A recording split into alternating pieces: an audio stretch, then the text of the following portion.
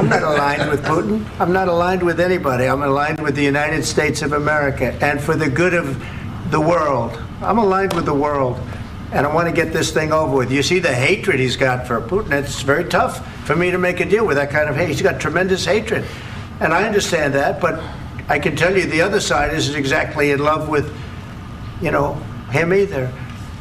So it's not a question of alignment. I'm aligned with the world. I want to get the thing set. I'm aligned with Europe. I want to see if we can get this thing done. You want me to be tough? I could be tougher than any human being you've ever seen. I'd be so tough. But you're never going to get a deal that way. So that's the way it goes. All right, one more question. Hey, I want to respond to this. So look, for 4 years in the United States of America, we had a president who stood up at press conferences and talked tough about Vladimir Putin, and then Putin invaded Ukraine and destroyed a significant chunk of the country. The path to peace and the path to prosperity is maybe engaging in diplomacy. We tried the pathway of Joe Biden of thumping our chest and pretending that the President of the United States' words mattered more than the President of the United States' actions. What makes America a good country is America engaging in diplomacy. That's what President Trump is doing. Can I ask you? Sure. Yeah? Yeah. Okay. So he occupied our big parts of Ukraine, part of East and Crimea. So he occupied it on 2014. So during a lot of years, so I'm not speaking about just Biden, but those time was Obama, then President Obama, then President Trump, then President Biden, now President Trump, and God bless, now President Trump will stop him. But during 2014, nobody stopped him. He just occupied and took. He killed people. You know what the contact line? 2015. 2014. 2014 and 2014. 2014. Yeah. So I was not here. Yeah, but that's exactly right. Yes, but during 2014 till 2022, the situation the same. The people have been dying on the contact line. Nobody stopped him. You know that we had conversations with him, a lot of conversation, my bilateral conversation, and we signed with him, me, like a new president. In 2019, I signed with him the deal. I signed with him, Macron and Merkel, we signed ceasefire. Ceasefire. All of them told me that he will never go. We signed him with gas contract. Yes, but after that, he broken this ceasefire. He killed our people and he didn't exchange prisoners. We signed the exchange of prisoners, but he didn't do it. What kind of diplomacy, JD, you are speaking about? What do you mean?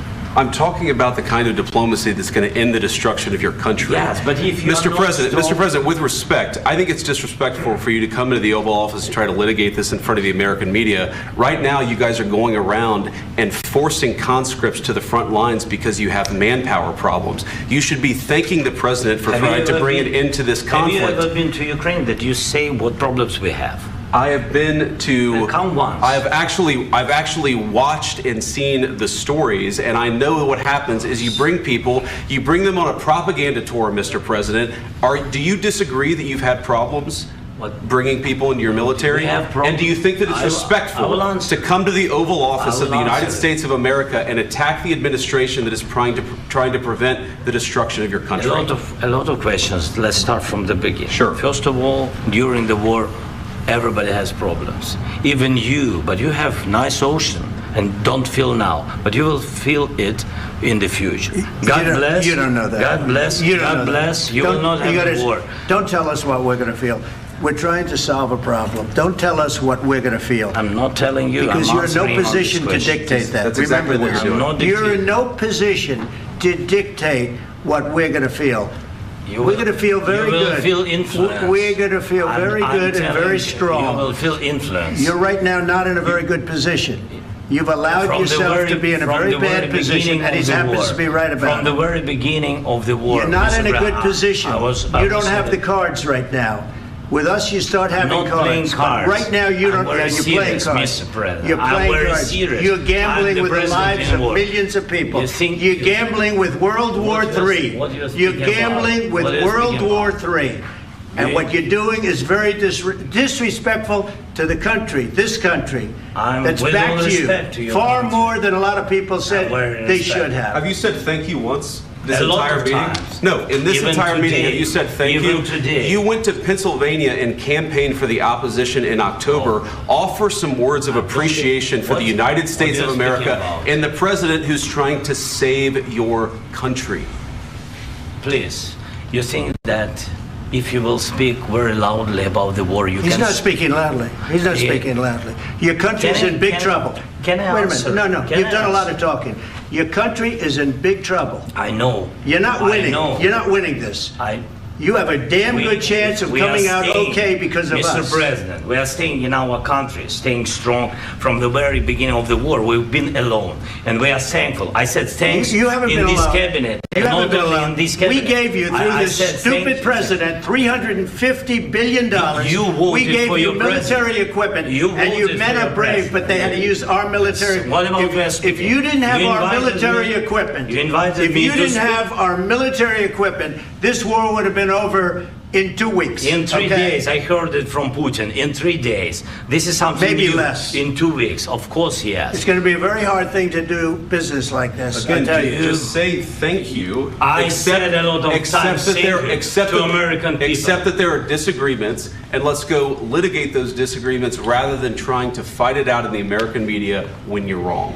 We know that you're wrong. But you see, I think it's good for the American people to see what's going on. I understand, sir. I think it's I very understand. important. That's why I kept this going so long. You have to be thankful. You don't have the I'm cards. thankful. You're buried there. Your people are dying. tell you You're again, running I low know. on soldiers. Don't- Listen, don't, please, you're running Mr. low on President. soldiers. It would be a damn good thing. Mr. And then President. then you tell us, I don't want a ceasefire. I don't want a ceasefire.